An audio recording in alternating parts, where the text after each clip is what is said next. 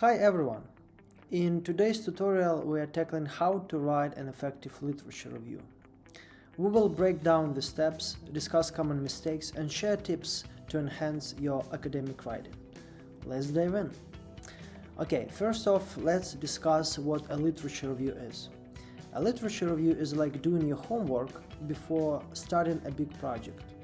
You look at everything other people have already written or researched about your topic.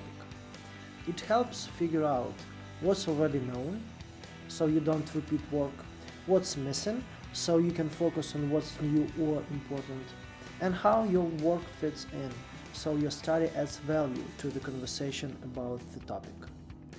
Think of it as connecting the dots between what has been done and what still needs exploring. Now, effective literature review has a very clear structure: the introduction, the body, and the conclusion. Let's explore each one separately. Introduction. Start writing by briefly introducing your topic and outlining your research question or thesis.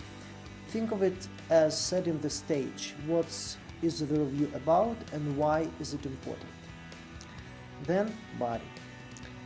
This is where you dive into the main points.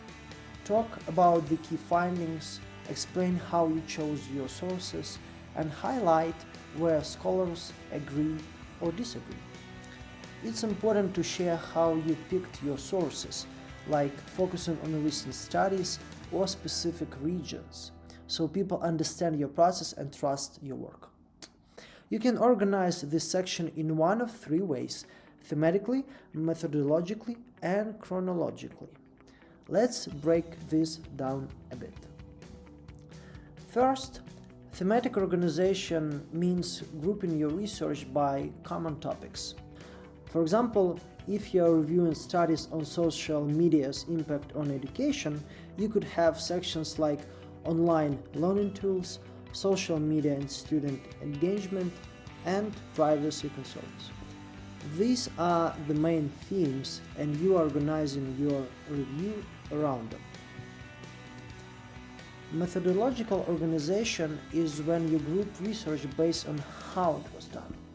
For example, if you have studies on social media and education, you might sort them into these groups. Surveys. Some studies just asked students questions like, how does using Facebook affect your learning? Or it can be long-term studies. Other studies followed students over several years to see how their use of social media changed their learning over time. Or it can be experiments. Some studies actually tested things out, like seeing if students who use TikTok in class pay less attention than those who don't. Finally, chronological organization means grouping research based on when it was published. This is useful if you want to show how ideas have changed over time. For example, you could start with studies from early 2000s about MySpace, move to 2010 studies on Facebook, and finish with the latest research on TikTok's role in education. So, after you're done with the body of your research, we go to the conclusion. To wrap it up, make sure you briefly summarize the key points and highlight what still needs more exploration. Think of this as tying everything together and showing where research could go next. When writing your literature review, there are a few common things to watch out for. Just summarizing. Don't just repeat what others have said. You need to explain what it means and how it fits into your topic. Not sticking to what's important. Only talk about research that really helps answer a question. Don't include everything you find. Then, not linking ideas.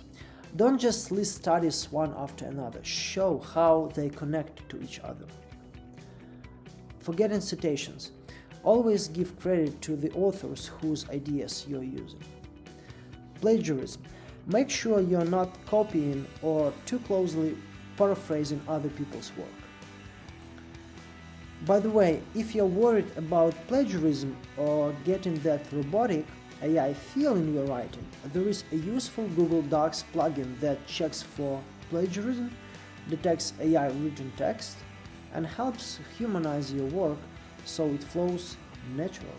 You can find Plagiarism Guard in Google Workspace Marketplace or find a link in the description below this video. Now, here are some best practices to make your literature review top-notch. First, do thorough research. Use a mix of sources, databases such as Google Scholar or GStore to get a well-rounded view of your topic. Think critically. Don't just summarize studies, think about what they do well and where they fall short. Link the dots. Show how studies relate to each other and build a clear story around your topic. And write clearly. Keep it simple and make sure your review is easy to read and follow. So to summarize, writing a strong literature review is a skill that will boost your whole research project. By sticking to a clear structure, avoiding common mistakes, and following these best practices, you will set a solid foundation for your work. A good research project starts with a solid literature review. Put in the effort, use the right tools, and your research quality will level up. That's it for today. If you have any thoughts or questions, feel free to drop a comment below and I will make sure to get back to you. Thanks for watching and see you in the next video.